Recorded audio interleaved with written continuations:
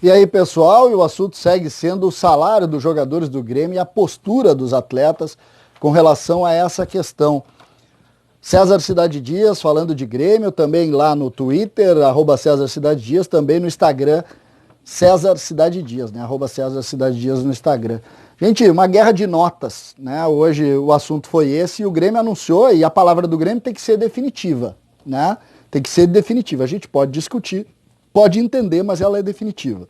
E o Grêmio diz o seguinte: o Grêmio Futebol Porto Alegrense informa que acertou com os atletas o diferimento dos direitos de imagem e salários relativos a 55% da remuneração total dos meses de abril a setembro de 2020, a serem pagos de janeiro de 21 a dezembro de 22. O diferimento a serem pagos no futuro. O acordo foi conduzido pelo presidente Romildo Bolzan e contou com a plena cooperação e entendimento do grupo de atletas. A gente precisa fazer a primeira avaliação que a gente tem que fazer, e aí é preciso dizer, diferimento é uma coisa e baixar salários é outra. Mas a gente tem que fazer um contraponto. O técnico Renato fez uma nota também, que eu estou com ela aqui, dizendo: passados alguns meses, se é possível voltar à normalidade, voltamos a conversar e reduzimos, em primeiro momento, reduzimos 40% dos vencimentos. Depois, reduzimos mais 15%, que dá os 55%. O Renato usa a expressão, o verbo reduzir, e o Grêmio usa o verbo diferir. São diferentes. Reduzir é não receber nunca. Diferir é passar para mais tarde e mais tarde receber. Por que eu faço essa avaliação? E eu vou entrar nessa linha aqui como algo importante do que a gente está discutindo.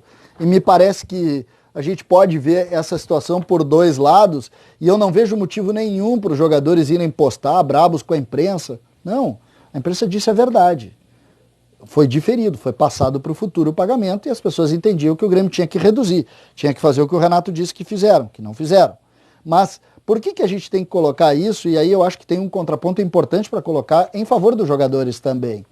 E isso é importante que a gente coloque aqui, porque realmente o percentual é importante e leva e releva e coloca o Grêmio para outras coisas. A primeira delas, esclarecido o ponto, a gente tem que entrar. É preciso dizer que os funcionários do Grêmio tiveram o seu salário reduzido, alguns contratos suspensos, vão retomar agora, e o futebol feminino teve o salário reduzido também, como disse o Bagé hoje nos Donos da Bola, e também em outras situações envolvendo diminuição do que deveria receber, redução do que deveria receber, e não protelar pagamento, que é mais ou menos o que está colocado aqui. Mas eu quero também trazer o lado positivo dos jogadores do Grêmio. Porque uma negociação que envolve 55%, de fato, dá a possibilidade do Grêmio ter caixa. E o que o Grêmio buscou fazer neste momento é ter caixa. É verdade que muitos desses contratos vão, inclusive, encerrar e o Grêmio seguirá pagando por 2 anos. Mas esse é o ônus do negócio. O ônus do negócio hoje é ter que pagar uma conta altíssima em razão da pandemia. E era isso, na verdade, que a imprensa, de um modo geral, e as situações estavam sendo colocadas. Me incomoda só quando a gente fala, eles estão mentindo. Ninguém está mentindo aqui. Existe uma interpretação. É só ler a nota do Grêmio. Basta ler a nota do Grêmio. A nota do Renato, ela falta vírgula, e falar que vamos receber depois. Só isso, um detalhe. Tirando isso, a questão é a nota que o Grêmio faz, que é muito correta. E aí me parece que o Grêmio coloca de forma sincera. Porque é difícil mesmo que alguém reduza 55% do salário para receber depois. E isso, neste momento do Grêmio, é importante. Por quê? E aí é um ponto que a gente precisa chegar. O Grêmio, em razão disso, não precisará pedir empréstimo bancário. E isso a gente deve aos jogadores. O fato dos jogadores terem permitido o diferimento, o atraso desse pagamento, para se pagar em 24 parcelas a partir de janeiro de 2021, é importante porque diminui a possibilidade do Grêmio ter que buscar empréstimo. Lembrando, o Grêmio até o final de setembro, a partir de agora, depois dessa negociação, consegue se regular. Essa é uma negociação, me parece, uma das melhores negociações do Brasil hoje. Por quê? Porque tem tranquilidade para poder falar sobre isso. Agora, com relação à redução, não. A gente pode ter sido um pouco, e acho que é uma situação que a gente pode tentar discutir, se isso é muito crítico dizer que não baixou salário, vocês estão sendo injustos, estão contando a história pela metade. Não, eu não vejo assim. Eu não vejo assim. O que eu acho é que realmente, quando se baixa 55% dos vencimentos, se dá uma mão também. É mais da metade do salário. Então se dá uma mão também. Mas diferir, repito, é diferente de reduzir.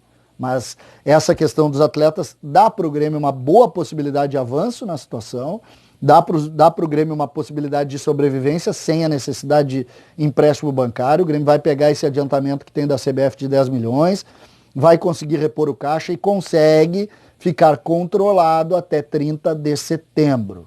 30 de setembro. Com relação às críticas à imprensa, a imprensa tem que fazer isso. A imprensa tem que alertar, tem que obrigar a fazer isso e tem que, sobretudo, defender os interesses da verdade. Os interesses da verdade. E a verdade, neste momento, é essa. Vocês podem concordar ou discordar, mas a verdade é essa. O Grêmio explicou e o Grêmio escreveu a verdade.